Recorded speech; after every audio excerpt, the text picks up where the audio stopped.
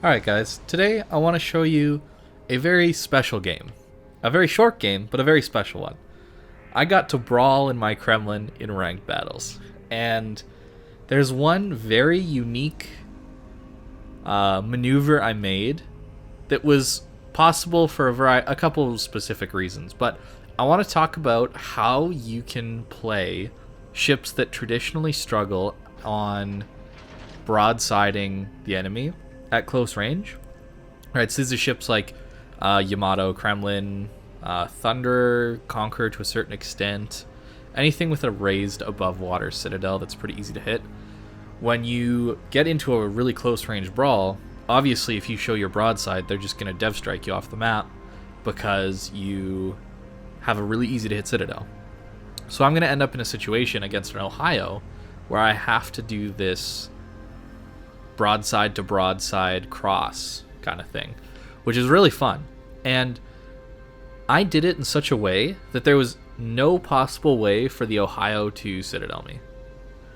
And the key there is to get close enough that the enemy ship's guns cannot depress down to hit your citadel. And it's really, really close because guns in this game can depress really low. Far lower than their ship models would appear to let them. So it's really important to note that both parties have to decline the ram, because when you're passing by each other at such close range, it's really easy to just turn the rudder a little bit too far and ram. And for people who want to just ram at close range, which in my opinion is just boring, but if you want to ram at close range, it's just way too easy to get the ram off. So I got lucky in this scenario. The Ohio declined the ram, which was very nice. It allowed for a very fun moment for me in my stream, and I had a lot of fun with this game. Yeah, this was actually my rank out game. Well, rank out from Silver League. So then I went into qualification and did all that stuff too. Actually, no, this was my finishing qualification. I'm sorry, guys. I got that mistaken. Finishing qualification. So I'll be in Gold League next week. Not terribly difficult to do, in my opinion, but as a Battleship player, you want to be pushing up, supporting your destroyers, that kind of thing. Now, there's hardly any DDs in this game. So to win a game like this, you want to be, in a Kremlin at least, very aggressive.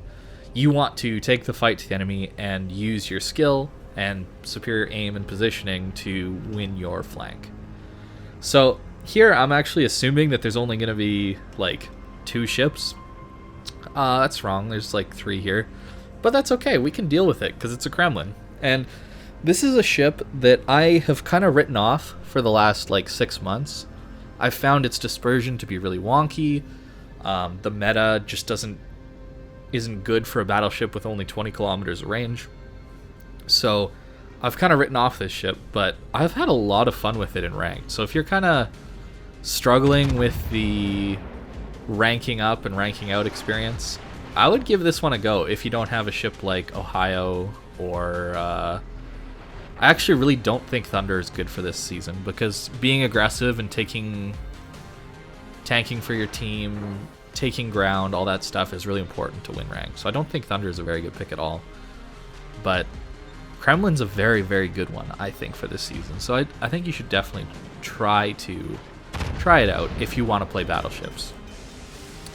As you can see, I just have a Zhao with me, and at this point, I'm locked in. Like, my intention was to come out here and go to the island that's on my left there and maybe play around it a little bit and get a little cheeky with some isolating 1v1s, that kind of thing, but I can't do that because that would force me to give broadside to a Ohio at close range, which is a horrible idea. So I just decide, you know what? Kremlin's pretty tanky. Let's see actually how tanky this ship is.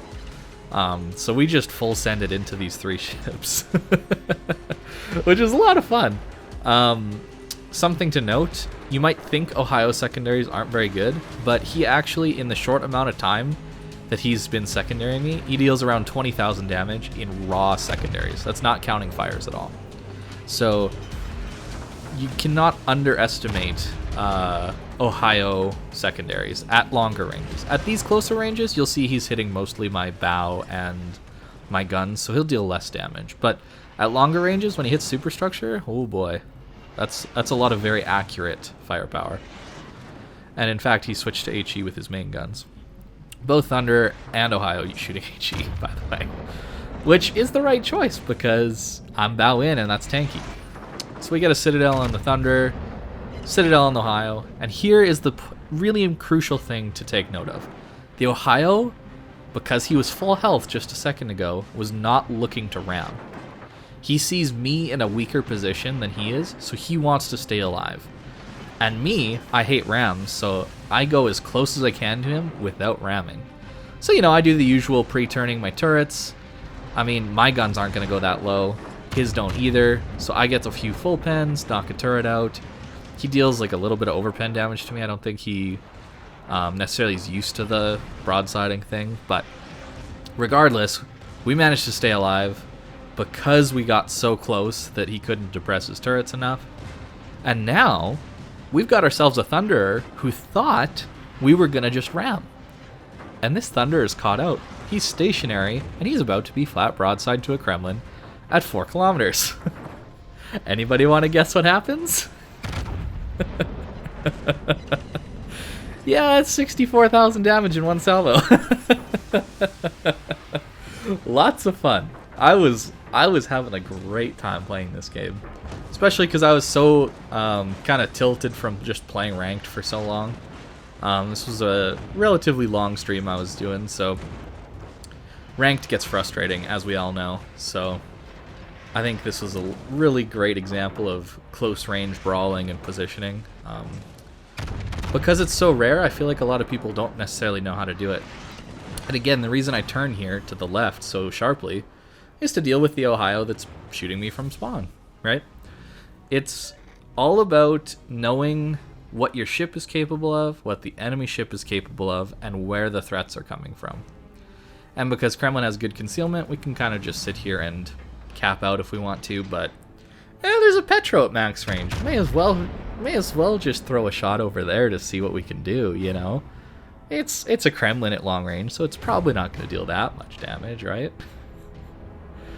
No, Kremlin's got some blessed dispersion every once in a while.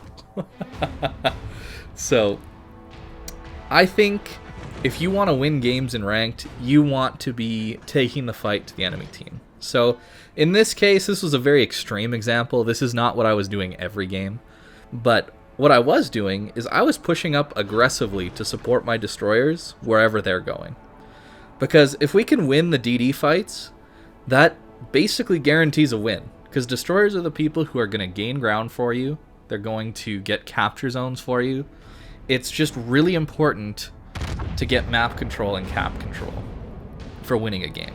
And that, I think, has allowed me to have a ridiculously high win rate. We'll talk about that after the game. But I've gotten lucky, but if you're a good player, I think it's reasonable to expect around a 70% win rate in a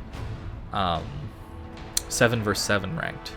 It's lower in 12 vs 12 just because there's more people and more variables to deal with, but the fewer the ships, the fewer the number of players in the game, the more your skill impacts the outcome of the game.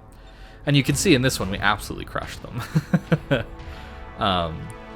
So that was great. And you'll notice I didn't just focus on the Ohio after I broadsided him.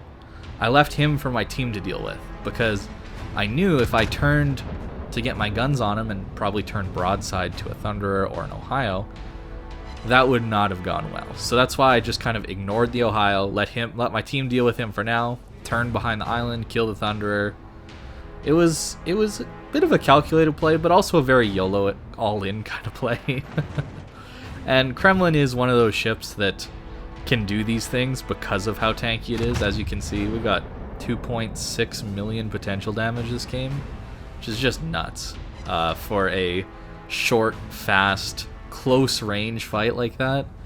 Normally you'd see those kind of numbers in a long range fight kind of thing, where people are more often missing you. But close range, yeah, I don't know about that much potential damage in a close range brawl. So pretty fun. Kremlin's a great ship for this mode, where you can be at close range.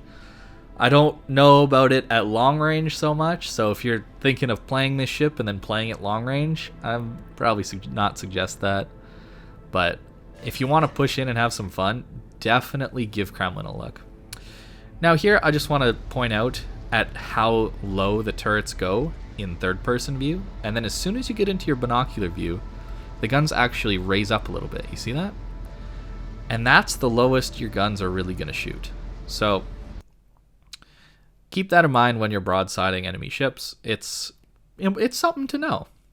And there you go. It was the qualifications that I passed. So 212,000 damage, 7 citadels in that short little 10-minute game. Definitely top XP on our team. And we actually tanked a lot of damage. 150,000 damage received as well. So pretty good. You can see our secondaries were essentially useless. I think most of our secondaries died, actually. Just to the first 2 Thunderer salvos. That's the unfortunate thing about Kremlin being in a slightly nerfed state, I would say, as far as AA mounts go. The secondary turrets die very quickly. Now, just to point out how vulnerable Kremlin would be in a broadside kind of scenario, you see how high that citadel is above water? That's so easy to hit at close range. At longer ranges, sure, it's a little harder to hit, but close range, you're definitely going to get smashed. Unless you do kind of what I was doing there. So there you go. Silver League completed. And just to show you how ridiculous things went, I ended up with a 97% win rate so far in ranked. That's through Bronze League and Silver League and their qualifications. In fact, I only lost 1 game, and that was in a Kansas. So I got a little bit lucky, I would say. A little higher than the 70% that I think a good player can expect. But I've been having some fun in ranked. I would say I'm having enough fun to keep playing it, and that's enough for me. Every game might be somewhat tilting or frustrating for you, but ranked this season isn't quite so bad. There's a few that have been tilting, but not so bad that I want to just stop playing entirely. So we're averaging 130,000 damage in Massachusetts. I don't know. So there's been some really fun games. That was my main funnest one from my last stream. So I hope you guys enjoyed that, and I hope you have a good day.